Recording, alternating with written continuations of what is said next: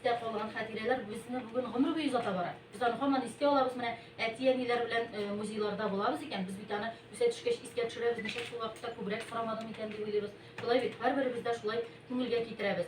Бүген без бүгенге көнебезне белмибез икән, димәк безнең киләчәктә нинди өметләр булсын. Чөнки без үзебезнең нәселебезне дә белергә тиеш. Үзебезнең торган җиребезнең тарихын да белергә тиеш. Менә анда ул вакытта бик көчле музей эшләп килә. Бүгенге көндә музейлар инде әзрәк үзгәрде, зөлфәнләнде дип әйтәм мин.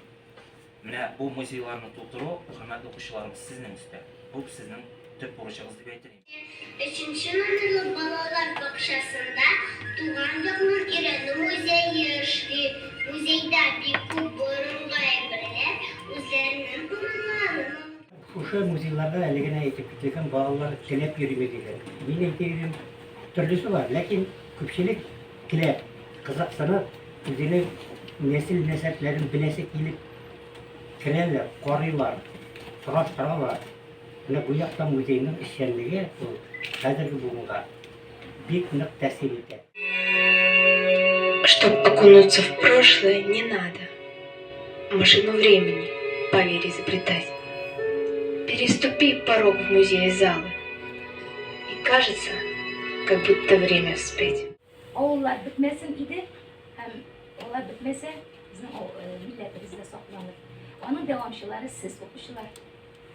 Безнең халкыбызның да бик матур, бүтән халыклар үрнәк алырлар, бик матур яклары, гадәтләре, тарихы, теле, әдәбияты, мәдәнияты бар. Һәрбер елны вносится огромный вклад. Например, вот без опыта нашего исторического мы не можем вперед идти, да? И вот опыт этот мы и как районный суд применяем.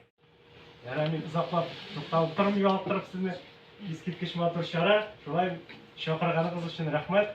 Қазір бүләктерге көшейік, тарих білән қызықсынайық.